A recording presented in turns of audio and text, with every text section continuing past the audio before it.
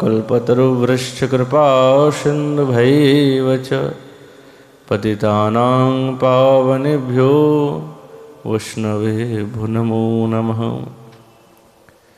दुर्गमी प्रतिमेन्धस्स्खलदपादगतिर्मुहुः स्वकृपाजष्टिदानेन सन्तवलम्बनम्।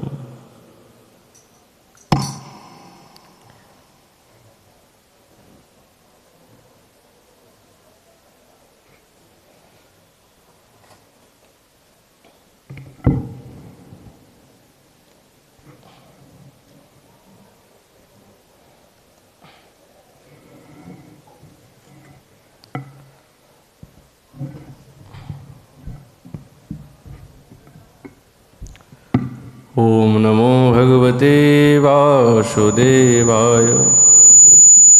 श्री श्रीमद्भागवत महापुराणम्। बर्हापीडं नटवरवपुकर्णयो कर्णिकारं बिभ्रदवासकनककपिशं वैजयन्तीं च मालाम्। रन्ध्रान् वेणुरधरसुधया पूरयन् गोपवृन्दै बृन्दारण्यं स्वपदरमणं प्राविशत् गीतकीर्तिः। कलियुग पावन अवतार श्री कृष्ण चैतन्य महाप्रभु तार अपार করুণা ঘন সেই দিব্য বেণুগীত প্রসঙ্গে সুখদেব মহারাজ পরীক্ষিত মহারাজের নিকটে দিব্য সেই রসবৃষ্টি করছেন। শ্যামসুন্দরী রূপ এমন দিব্যতা, কেননা এই দিব্য রূপ নরাকৃতি ছাড়া অন্য কোনো স্বরূপে সম্ভব না। তাই জন্য আমাদের আচার্যগণ বলছেন, কৃষ্ণের যতেক খেলা সর্বোত্তম নরলীলা, নরবপু তাহার স্বরূপ। গোপবেশ বেণুকর নবকিশোর নটবর, নরলীলায় হয় অনুরূপ। এই স্বরূপেই তিনি সমস্ত ব্রজসুন্দরীগণের মনকে আকৃষ্ট করে নিয়েছেন। এই অসমর্ধ স্বরূপ, অসমর্ধ তার দিব্য গুণাবলীর দ্বারা সমস্ত ব্রজসুন্দরীগণ আত্মহারা।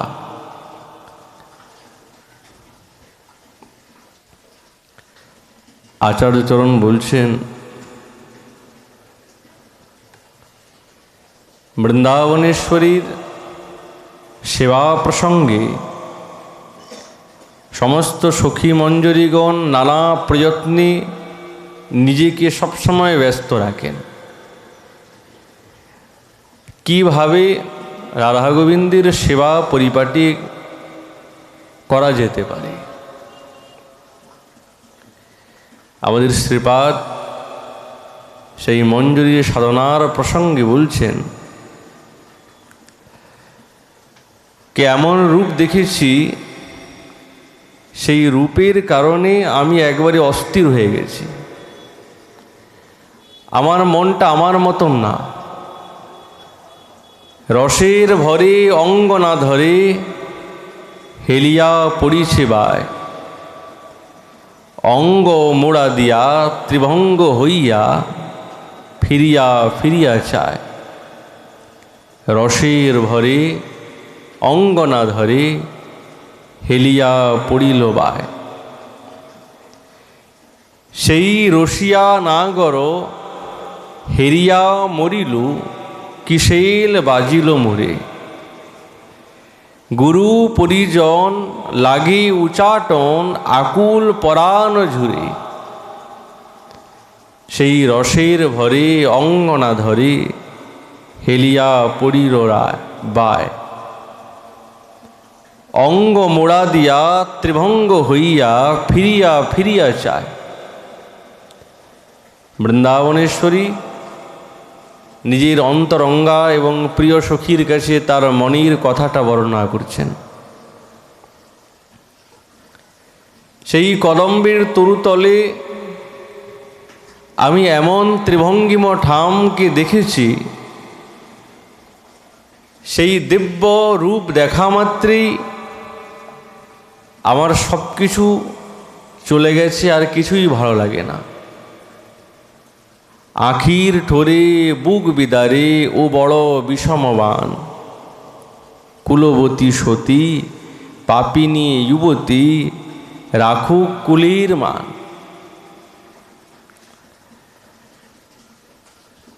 তার দৃষ্টির দ্বারায় যেন হৃদয়টা বিদীর্ণ হয়ে যাচ্ছে। শ্যামসুন্দরীর দৃষ্টির মধ্যে প্রেম মাখানো আছে। তিনি দেখেওছেন তার মধ্যে সম্পূর্ণ প্রেম সম্পূর্ণ, আর সেই প্রেমের কারণে বৃন্দাবনেশ্বরীর হৃদয় একবারে যেন প্রেমের উন্মাদ দশাকে প্রাপ্ত। হিয়া জর জর পরাণ ফাঁ পর দারুণ মুরলীশ্বরী। আহা, মন্দ মন্দ বাঁশি বাজাচ্ছেন। এই বাঁশির স্বর যখন প্রবেশ করেছে, তখন তার হৃদয়টা অস্থির হয়ে তুলেছেন। হিয়া জর জর পরাণ ফাঁ ফর দারুণ মুরলীশ্বরী। মধুর বলে পরাণ দোলে তাহে পরমাদ হাস। বলরাম কহে এবে সে নিচয়ে ছাড়িলু ঘরের আস। বৃন্দাবনেশ্বরী বলছেন, যার এই মোহন মুরলীধ্বনি শ্রবণ করেছি, হৃদয়টা কাঁপছে, তাকেই পেতে চাই। তখন সেই পাওয়ার লালসাতে তিনি কত রকমের যত্ন, কত রকমের প্রয়াস সবসময় করতে থাকেন। আর বৃন্দাবনেশ্বরীর গোবিন্দকে পাওয়ার জন্য মঞ্জুরিগণ সেই সহায়তায় শ্রেষ্ঠ উপাদক।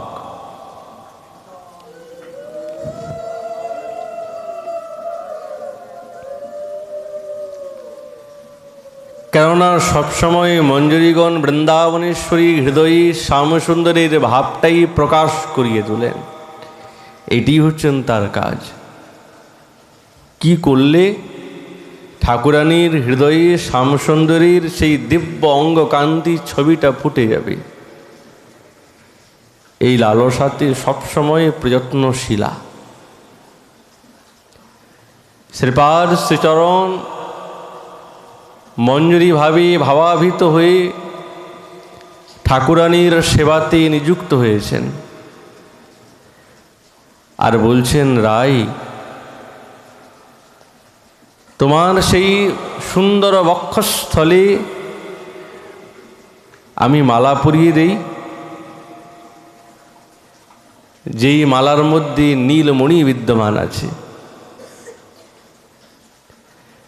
ঠাকুরানীকে জিজ্ঞাসা করছেন, শিবার কতটা অভিলাষ,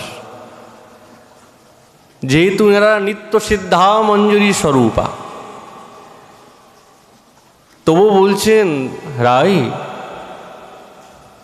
তোমার এই সুন্দর বক্ষস্থলে একটা মালা পরিয়ে দেই।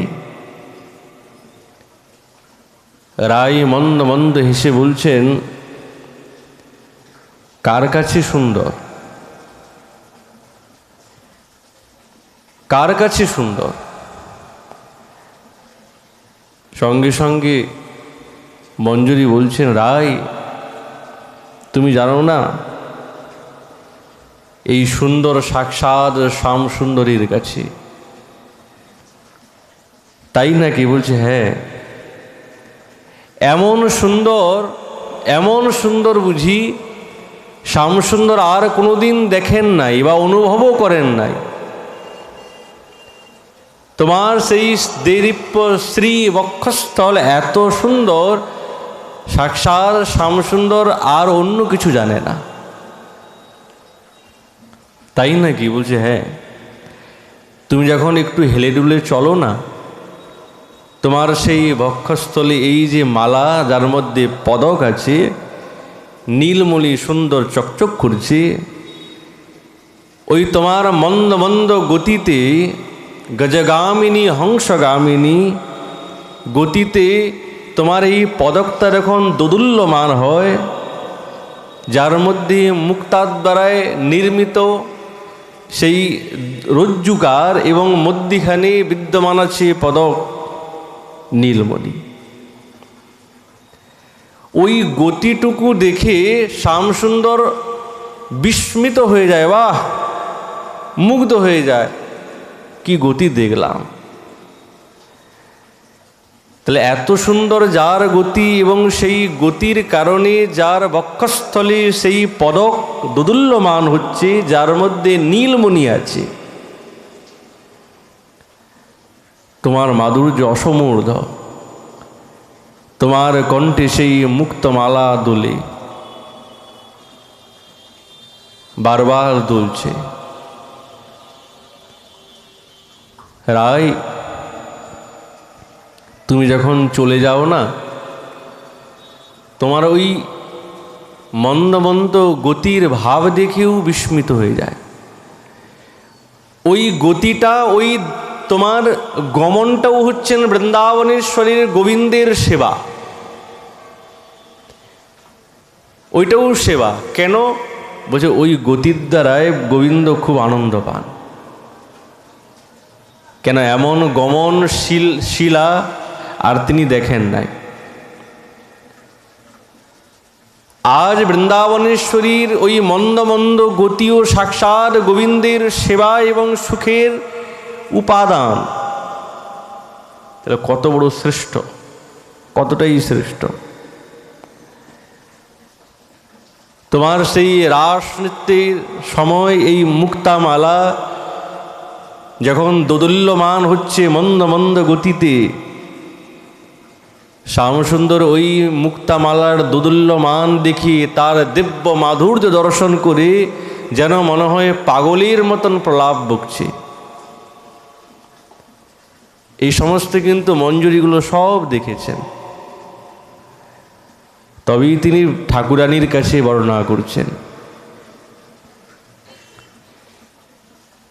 কেন আজ তিনি উন্মাদ হয়েছেন?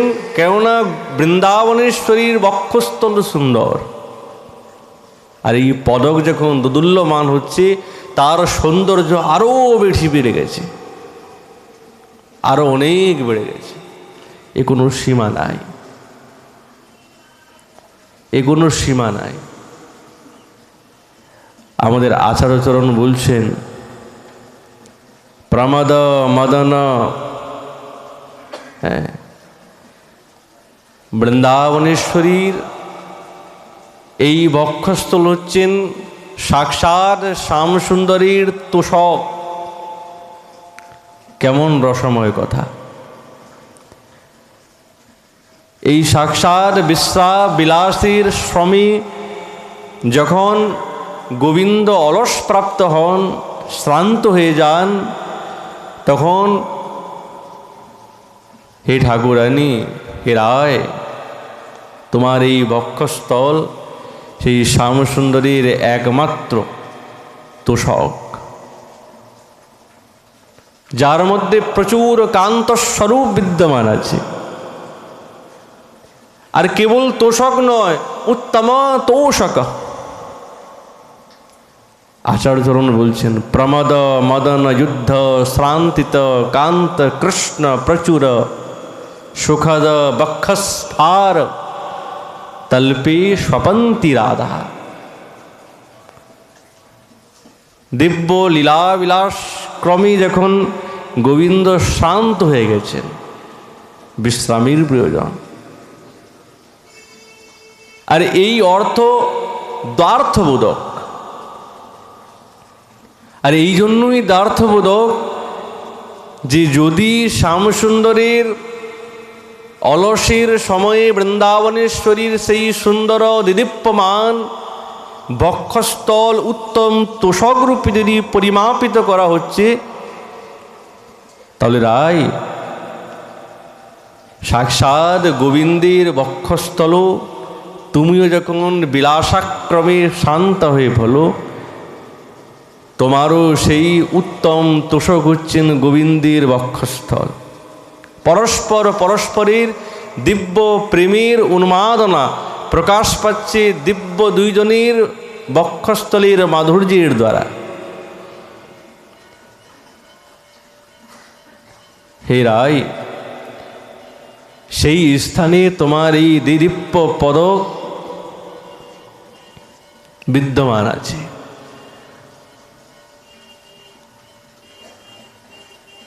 শান্তা ভৃতাল মুকুন্দস্য শ্রুতিকারায়াম স্তব সুবক্ষসি। সেই মুকুন্দ,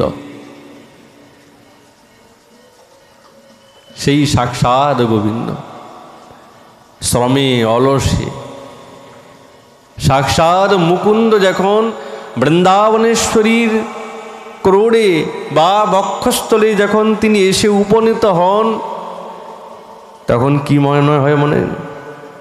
মনে হয় যখন বিদ্যুতের কোলে সাক্ষাৎ নবজলধরও বিদ্যমান আছে। কেমন দেখতে! বৃন্দাবনেশ্বরীর অঙ্গকান্তি হচ্ছেন বিদ্যুতের ন্যায়, তপ্ত কাঞ্চন। আর সেখানে যদি একবারে নীলমণি স্বরূপ নবজলধর সাক্ষাৎ গোবিন্দ যদি বিদ্যমান হয়ে যান, তা আচার্যপাদ বলছেন কেমন মনে হচ্ছে জানো? যেন মনে হচ্ছে বিদ্যুতের কোলে সাক্ষাৎ নবজলধর। তো উল্টো হয়ে গেল, নবজলধরের কোলে বিদ্যুৎ প্রকাশ পায়, কিন্তু আজ সম্পূর্ণ এই রসের ভাবেতে পুরোটাই উল্টো হয়ে গেছে। যে না, আজ বিদ্যুতের কোলে নবজলধর বিদ্যমান আছে। কেমন তার শোভা, কেমন তার ভাব! এই ভাব দর্শন করে সখী মঞ্জুরিগণ দিব্য আনন্দ সেই উৎসবে প্রবর্তিত হয়। আর কোনো স্থান তো বিশ্রামের স্থান না, শ্যামসুন্দরেরও না, আর বৃন্দাবনেশ্বরীরও না। যদিও বিশ্রামের স্থান হয়, সেই বিশ্রামের স্থানেতে তাদের আনন্দ উপভোগিত হয় না। একমাত্র বৃন্দাবনেশ্বরীর বক্ষস্থল, একমাত্র সাক্ষাৎ শ্যামসুন্দরীর বক্ষস্থল, যেখানে তাদের হৃদয়ের পরিতোষক রূপে ব্যবহৃত হচ্ছে। তাহলে দেখুন মঞ্জুরিগণ কেমনভাবে ঠাকুরানীর হৃদয় শ্যামসুন্দরীর সেই ছবিটাকে ফুটিয়ে তুলেছেন পদকের দ্বারায়, মালা পরিয়ে। বৃন্দাবনেশ্বরীর অঙ্গ জ্যোতি ফুটে যখন গেল, তখন গোবিন্দ সেই দিব্য বৃন্দাবনেশ্বরীর এই রূপামৃত পান করছে, মঞ্জুরিগণও পান করছেন।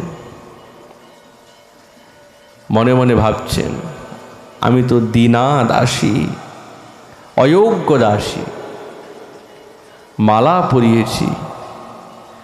মালা পরাবার পর ঠাকুরানীর হৃদয়ে শ্যামসুন্দরের ভাব জাগাতে পেরেছি, কিন্তু যদি আমি সেই সুন্দরকে এনে দিতে পারতাম, তাহলে আমার কার্যটা সফল হতো। এই আকাঙ্ক্ষা নিয়ে থাকে। আমাদের আচার্যচরণ বর্ণন করছেন, শ্যামসুন্দরী সাক্ষাৎ ব্রজতরণীগণের দিব্য উন্মাদ প্রকাশ করতে সমর্থ। স্রবসো কুবলয় মক্ষ্ণো রঞ্জন মুরসো মহেন্দ্রমণিদাম বৃন্দাবন তরুণীনাং মণ্ডল মখিলম হরির জয়তি। তাদের কেমন ভাব হয়েছে জানেন তো? হাতক দর্পণ, মাথক ফুল, নয়নক অঞ্জন, মুখক তাম্বুল, হৃদয়ক মৃগমদ, গীমক হার, দেহক সরবশ, গেহক সার,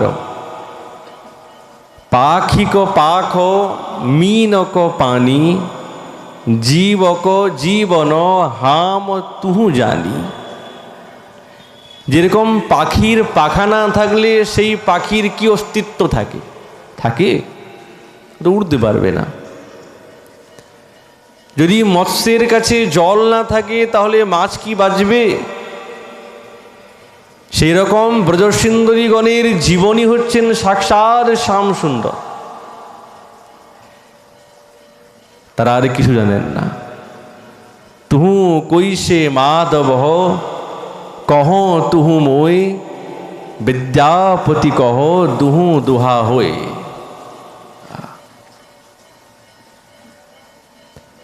তাহলে আজ বৃন্দাবনেশ্বরীর হৃদয়ে মালা পরিয়ে তার হৃদয়ের ভাবটাকে জাগিয়ে তুলেছেন। এটা কেবলমাত্র মঞ্জুরি করতে পারে, সকলের পক্ষে সম্ভব না, সকলে করতেও পারবে না। আমাদের আচার্যগণ বলছেন কে তারা তো নিত্য সিদ্ধা, সেই মহাভাব রাজ্যেরই এনারা সাক্ষাৎকার করে এই দিব্য লীলাটাকে ফুটিয়ে তুলেছেন। এই গুণ তাদের মধ্যেই আছে, তারা ফুটিয়েছেন।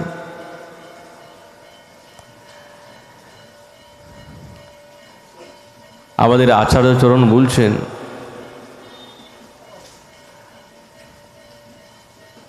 যদি একটু নীল বর্ণ দেখতে পান তাতেই কিন্তু শ্যামসুন্দরীর রূপটা ফুটে যায়, একটু নীল বর্ণ দেখলে। আর তার মধ্যে তো বৃন্দাবনেশ্বরী। তিনি যখন শ্যামসুন্দরকে দেখেছেন আর তো তিনি তার মতন না। সজনী জব ধরি পেই খুলু কান, তব ধরি জগভরি ভরল কুসুম সর, নয়নে না হিরই আন। যখন থেকে সেই শ্যামসুন্দরকে দর্শন করেছি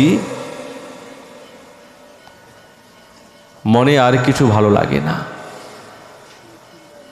নয়নে না হেরিয়ে আন, এই নয়নে আর কিছু দেখতে পারি না, আর দেখতেও ভালোও লাগে না। দেখব কোনো বস্তু ভালো লাগলে তবে তো দেখব, ভালোই লাগে না, দেখতে চাই না। ভালোবাসার মূর্তি, ভালোবাসার মূর্তি ভালোবাসাই, অন্য তো কিছু না।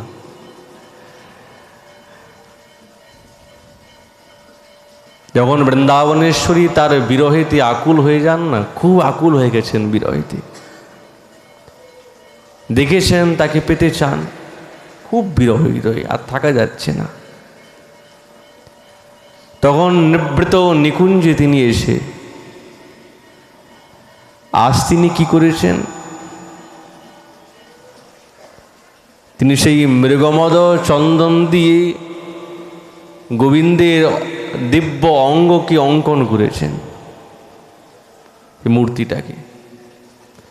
বৃন্দাবনেশ্বরী তিনি কি শিল্পকলাতে নিপুণ? বলেন কি, সর্ববিদ্যাতে তিনি হচ্ছেন নিপুণা। যত বিদ্যা আছে সমস্ত বিদ্যা বৃন্দাবনেশ্বরীর কাছ থেকেই এসেছে। নৃত্যকলা হোক, গায়ন হোক, শিল্প হোক, মালাগ্রন্থন হোক, শৃঙ্গার হোক, এই সমস্ত গুণেই তিনি পারঙ্গতা, তার কাছ থেকে এসেছে। তো তিনি এই শিল্পকলা তিনি নিপুণা হবেন না?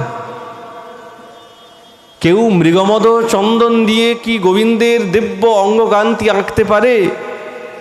বলে আঁকতে পারে, তিনি একমাত্র সাক্ষাৎ ঠাকুরানী।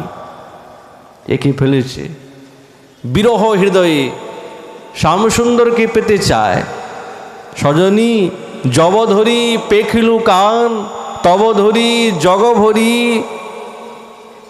সারা জগতে ভরম কুসুমবান। নয়নে না হিরোয়ান,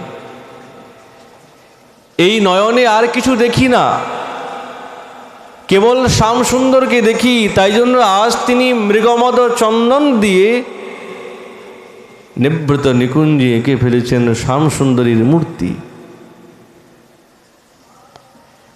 মদন রূপে মনে করছেন ইনি হচ্ছেন সাক্ষাৎ এই নবীন মদন। তাই মূর্তির অধোদেশে রেখেছেন একটি মকর, আর চ্যুত মুকুল, কেন তিনি হচ্ছেন কুসুমবান, আর সেই পুষ্পের বান হাতে দিয়েছেন, হাতে দিয়ে প্রণাম করছেন। প্রণাম করে বলছে, হে প্রাণনাথ, হে কিশোর, তোমার চরণে আমি শরণাগত হয়েছি। রায় তুমি বলো কি, এই চিত্রকে দেখে বললে কি তিনি কোনো শুনবে তোমার কথা? আবার সেইটা মৃগমদ চন্দন দিয়ে আঁকা, বেশিক্ষণ থাকবেও না। যদি এক ফোঁটা চোখের জলও পড়ে যায় তো সঙ্গে সঙ্গে সেই আঁকাটা উল্টো পাল্টা হয়ে যাবে।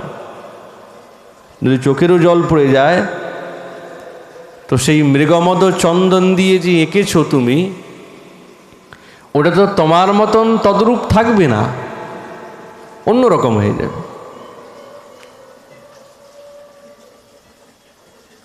কিন্তু বলছে বৃন্দাবনেশ্বরীর দ্বারায় অঙ্কন করা হয়েছে তো গোবিন্দের স্বরূপটা সাক্ষাৎ মূর্ত স্বরূপ, মূর্তি না, মূর্ত স্বরূপে বিদ্যমান, যেন সাক্ষাৎ আছেন উনি। কেন তার হৃদয়ে বাইরে চারিপাশে কেবলমাত্র কৃষ্ণ এবং কিশোর ছাড়া আর কিছু দেখেন না। হ্যাঁ, ওই জন্য প্রণাম করে বলছেন, হে মাধব, হে কিশোর, আমি তোমার চরণে শরণাগতা। কেন গো? তোমার বিমুখতায় আমি সুধানিধি সেই সাক্ষাৎ চাঁদও, তারও মুখমণ্ডল, তারও দিব্য এই মাধুর্যকে পরাস্ত করেছে তোমার এই মুখমণ্ডলে দিব্য কান্তি। কিন্তু সেই আজ পূর্ণ চন্দ্রও আমার হৃদয়ে যেন আগুন জ্বালিয়ে তুলছে। রাই চাঁদ যদি পূর্ণ হয়ে উঠে তাহলে দিনের সমস্ত তাপকে নির্বাপিত করে দেয়, করে না? দিনের এত তাপ, আর সন্ধ্যাবেলা যখন, রাত্রেবেলা যখন পূর্ণ চন্দ্রের শশধরের উদয় হয়েছে না, তখন দেখবেন একটু শীতলতা এসে উপস্থিত হয়। সারাদিনের গ্রীষ্ম সেটাকে অনেকটাই নির্বাপিত করে দেয়। আজ রায় তোমার এই শশী, পূর্ণ শশী তোমার হৃদয়ে আরও জ্বালা করিয়ে দিচ্ছে। বলো কি? বলছে এইটাই তো প্রেমের পরিভাষা। যা হওয়া চাই তা না হয়ে বিপরীত, শীত বস্তুতেও তার আজ যেন আগুনের মতন মনে হচ্ছে, ছ্যাঁকা লাগছে, অগ্নিস্বরূপ। তুমি হচ্ছেন, আমি বুঝতে পেরেছি তুমি আমার চির দুর্লভ, তোমাকে পাওয়া অত সহজ না, কিন্তু তবুও আমি তোমাকে পেতে চাই। বৃন্দাবনেশ্বরী কখনো তার কথা চিন্তন করতে করতে করতে করতে মনে করেছেন যে এই তো আমি তাকে পেয়ে ফেলেছি, সে তো আমার একবারে নিকটে আছে। চিত্র এঁকেছেন। এই আঁকা মূর্তিটা সাক্ষাৎ হয়ে উঠেছেন। কখন সেই মূর্তিটাকে দেখে হাসতে আরম্ভ করেন, কখন নিজের বিরহ বেদনাতে নিবেদন করেন, তার হৃদয়ে সেই অপ্রাকৃত নবীন মদন বাণী বারবার বিদ্ধ হচ্ছে, ক্ষতবিক্ষত হয়েছে। যেন মনে হয় সেই মূর্তির থেকে মূর্ত প্রকটিত হয়ে বৃন্দাবনেশ্বরীকে জড়িয়ে ফেলেছে।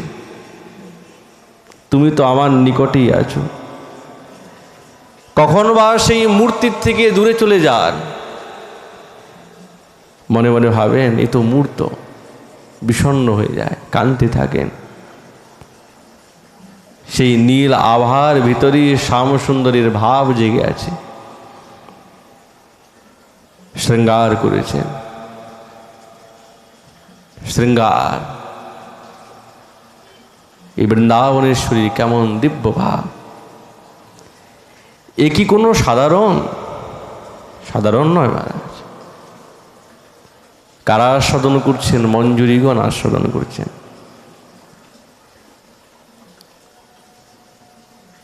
বৃন্দাবনেশ্বরী গোবিন্দের প্রতি যে দিব্য ভাব, এই ভাব এই জগতের না, সে রস জগতের ভাব। আমাদের আজ যার দিন সকলেই জানেন, উনার মতন এত রসিক বক্তা ইতিপূর্বে আর কোনো দিন হবে না, কোনো দিন হবে না। আমরা তো অনেকই কনিষ্ঠ, যারা প্রাচীন প্রাচীন আছেন, বড় বিজ্ঞজন আছেন, তাদেরই মুখে কথা। এমন সুরসিক আমাদের পরম পূজনীয়, পরম শ্রদ্ধেয়, আমাদের গুরুতুল্য ভূতপূর্ব মহন্ত মহারাজ শ্রী শ্রী 108 অনন্ত দাস বাবাজি মহারাজ, ওনার আজ বিরহ তিথি গিয়েছে। আপনারা সকলেই যোগদান দিয়েছেন। ওনার প্রত্যেক শিরায় শিরায় সাক্ষাৎ রসতত্ত্বেরই রক্ত চলায়মান হচ্ছে সব সময়। যখন উনি বিদ্যমান ছিলেন, ওনার শিরায় শিরায় কেবল রসতত্ত্বেরই কথা, অন্য কোনো কথা বলতেনও না, শুনতেনও না। সবসময় এই যে রসতত্ত্বের ব্যাখ্যা আমাদের এই ব্রজধামে, এই আমাদের রাধাকুণ্ডে, অন্য কোথাও এই রসতত্ত্বের ব্যাখ্যা নাই। কেননা এই রসতত্ত্বের শ্রোতা এবং স্থান কাল পাত্র, আর এই রসতত্ত্বকে আমাদের আচার্যগণের রূপচরণের যে সমস্ত গ্রন্থাবলী, সেই গ্রন্থাবলীকে উনি কেবলমাত্র সাক্ষাৎ মূর্তি স্বরূপে সকলের কাছে কৃপা করে প্রদান করেছেন। কৃপা করে নিজের দিব্য জ্ঞান এবং তার দিব্য অনুভবের দ্বারায় কত কত মহাত্মার তিনি কৃপা পেয়েছেন। আজকের কথা, সে সময় উনি প্রাচীনকালে পাঠ করতেন। আগে তো আমাদের নিয়ম সেবাতে উনিই পাঠ করতেন, বহুকাল শোনা। আমরাও আগেই দেখেছি ছোটবেলার সময়। তারও আগে উনি যখন পাঠ করতেন গোবিন্দ মন্দিরে, ওই নিম গাছের তলে বসে পাঠ করতেন। আর ওখানে সন্ধ্যা হয়ে যেত তো, তখন একটা লাইনটিন জ্বলতো, ছোট্ট রকম লাইনটিন বাতি। ওই লাইন, ওই বাতির দ্বারা কেবল ওনার ওই গন্ধটাই দেখা যেত, আর কিছুটা ওনাকে কেউ কেউ দেখতে পেতেন। আর যারা শ্রোতাগণ ছিলেন তারা কেউ সাধারণ নয়, সকলেই বিজ্ঞ এবং সকলেই গুরুজন ছিলেন, সকলেই সুরসিক। সে অন্ধকারে বসে পাঠ হতো। কি পরিবেশ বলুন তো। আর এত রসতত্ত্বের ব্যাখ্যা, এত রসতত্ত্বের ব্যাখ্যা এমন কেউ করে নাই, হবে না আর। আমাদের এই জগতে ধরাধামে কখনো কখনো এমন মহাপুরুষ আসেন যারা হচ্ছেন অদ্বিতীয়, দ্বিতীয় না, একজনই আসেন। কিন্তু আমরা কি করব, বড় দুর্ভাগা। যেই রকম বিদুর মহারাজের সঙ্গে যখন উদ্ধবের সঙ্গে সাক্ষাৎকার হয়েছে না, তখন উদ্ধব মহারাজ কাঁদতে কাঁদতে বলছে, কৃষ্ণদ্যু নিমলোচে, মহারাজ আমাদের কাছে নীলমণি ছিল খুব দামি, কিন্তু তার মর্যাদা এবং মহত্ব বুঝতে পারি নাই, এখন হারিয়ে গেছে তো, ওই জন্য বুঝতে পারছি যে সেই আলো এবং সেই মণির কতটা দাম ছিল। তো সেই রকম উনি যখন আমাদের সঙ্গে বিদ্যমান ছিলেন, আমরা তার মহত্বটা বুঝতে পারি নাই, শিষ্য হয়েও বুঝতে পারি নাই, আর ওনার অনুয়ায়ী হয়েও বুঝতে পারি নাই। যখন চলে গেছেন তখন আমাদের হাই হুতাশ করা ছাড়া আর কোনো গতি নাই, যা চলে গেল, এই সময় তার ঘুরে আসবে না। ঘুরে আসবে কি? কোনোদিনই ঘুরে আসবে না।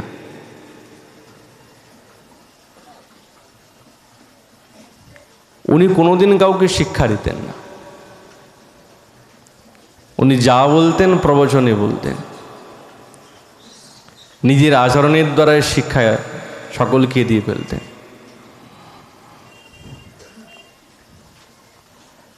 পাঠ, প্রবচন, মর্যাদা, সময়ের জ্ঞান উনি আমাদেরকে শিখিয়েছেন। সময় এই দিক থেকে ওই দিক হবে না, যা বলবে তাই। সিদ্ধ পুরুষ তো, যা বলবে তাই। উনি যা দিতে চেয়েছিলেন বুঝি আমরা নিতে পারলাম না। যেই বস্তু দিবার জন্য এত চিৎকার করে করে উনি বলতেন, কিন্তু আমরা সেটা নিতে পারি নাই। যদি নিতে পারতাম তাহলে আমাদের ভাব ধারা, আমাদের ভঙ্গি, আমাদের স্বভাব পরিবর্তন হতো। গুরুদেব, বৈষ্ণব তারা মাদৃশ অধমকে শিখিয়ে যায়, নিজের আচরণ, নিজের অনুভব বেটেছিলেন, কিন্তু কি করব, এত দুর্ভাগা, সেই অনুভবকে আমরা নিতে পারলাম না। এখন হাই উতাস করি।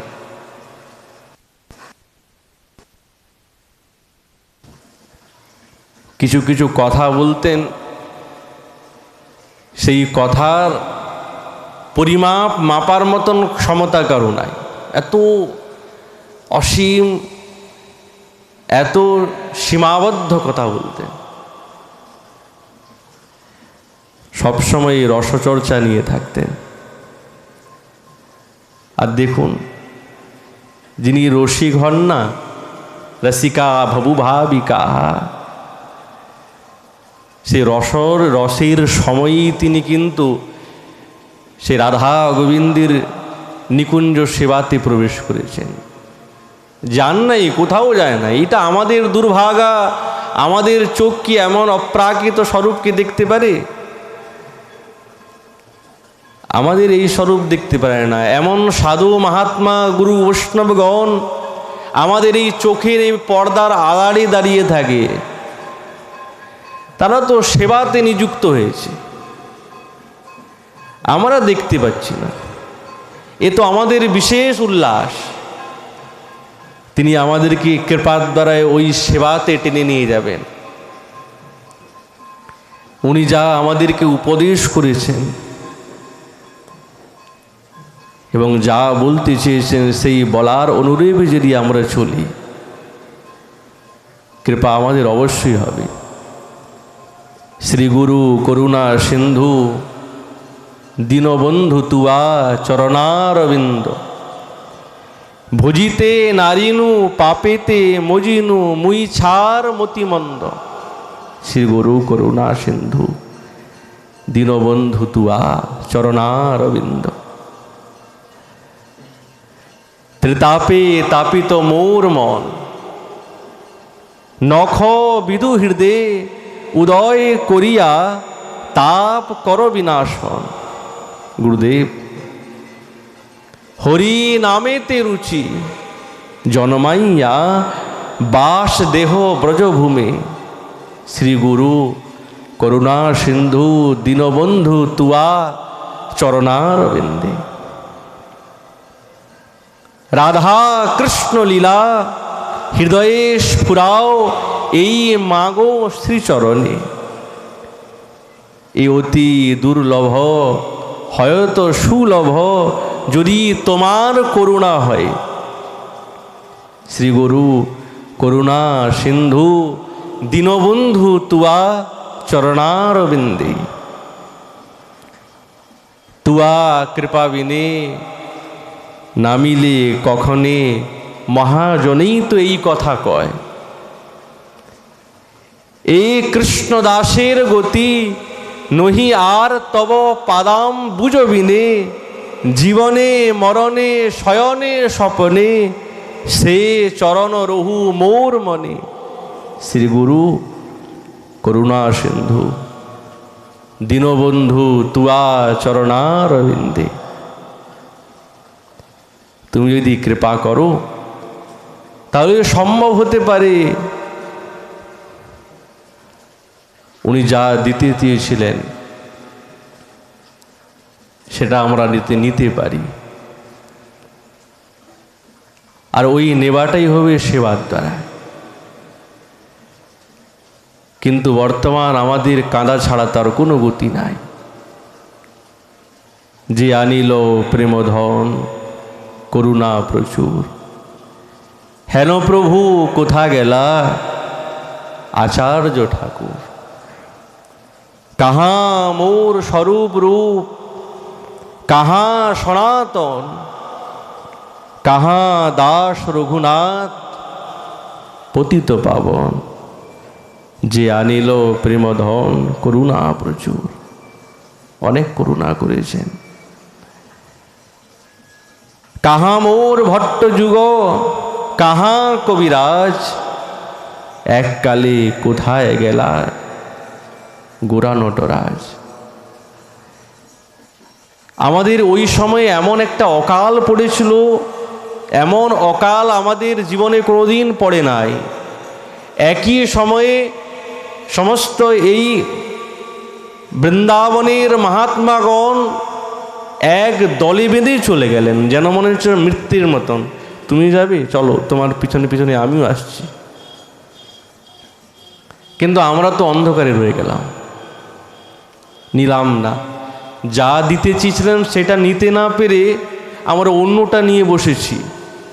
খুব মনকে স্থির করে চিন্তা করবেন যে কি বাস্তবিক গুরু বৈষ্ণব, প্রাচীন গুরু বৈষ্ণব যা দিয়েছেন নিয়েছি। নিজেকে কিন্তু ধোঁকা দেওয়া যায় না। আমরা অপরকে ধোঁকা দিতে পারি, এক মুহূর্ত লাগে না, কিন্তু নিজেকে ধোঁকা দিতে পারবো না। এককালে কোথা গেলা গোরা নটরাজ, পাষাণে কুটিব মাথা না অনলে পশিব, গৌরাঙ্গীর গুণের নিধি কোথায় গেলে পাব। সে সব সঙ্গীর সঙ্গে যে কইল বিলাস, সে সঙ্গ না পাইয়া কাঁদি নরোত্তম দাস। যে আনিল প্রেমধন করুণা প্রচুর, হেন প্রভু কোথায় গেলা আচার্য ঠাকুর। আজকে আমাদের বাবাজি মহারাজের বিরহ তিথি, তো ওনার অনেক পূর্বাশ্রমের জীবন চরিত্র আছে। আমরা হচ্ছেন অযোগ্য, ওনার জীবন চরিত্র বলার যোগ্যতা আমাদের নাই। উনি একটা অন্য জগতের ব্যক্তিত্ব বিশেষ মহাপুরুষ। কোনো ভাগ্যক্রমে আমাদের ভাগ্য ছিল, পেয়ে গেছি আমরা। আছে না, ময়লা খুঁড়তে খুঁড়তে হীরা পেয়ে গেছি, কিন্তু হীরার মহত্ব জানি নাই। কে যাক, কিন্তু গ্রন্থাবলীর মধ্যে যা তিনি নিরূপণ করেছেন, নিজের সারা জীবনের উনার গুরুদেবের, উনার পরাৎপর গুরুদেব অন্য মহাত্মাগণের যে সমস্ত অনুভব উনি যা পেয়েছিলেন, তা সমস্ত নিজের গ্রন্থের মধ্যে সম্পুট করেছেন। আনুগত্য সহকারী। আবার ওই সমস্ত গ্রন্থের অনুশীলন হয় না, সহজে হয় না। এটাও বৈষ্ণবের কৃপা চাই, খালি পড়লেই হয় না। উনি একদিন বলতেন, বাবা খালি বঙ্গানুবাদ আছে, পড়লেই তুমি সব কিছু বুঝতে পারবে না, এর জন্য চাই কৃপা অপেক্ষা, তবে বুঝবে। সেই মহাপুরুষের আস্তিতি আমরাও চাই। ওনার শ্রীচরণে প্রণতি করি, আপনি আমাদের সেই প্রেমের এক কণিকা আমাদেরকেও প্রদান করুন। সেই রাজ্যের, সেই রসরাজ্যে আমাদেরকেও নিয়ে যান, যাতে নিত্য নতুন দিব্য রসের উদ্গার প্রকাশ করে আস্বাদন আমরাও করতে পারি। আমাদেরও মতিও যাতে ওই রসের শ্রবণে গানেতে আকৃষ্ট হয়, সাধু বৈষ্ণবের আনুগত্য যুক্ত হয়ে, স্বতন্ত্র হয়ে না। সেই মহাপুরুষের শ্রীচরণে প্রণাম আমরাও জানাই। এই বলে আমাদের ভাগবতী কথা এখানেই বিশ্রাম।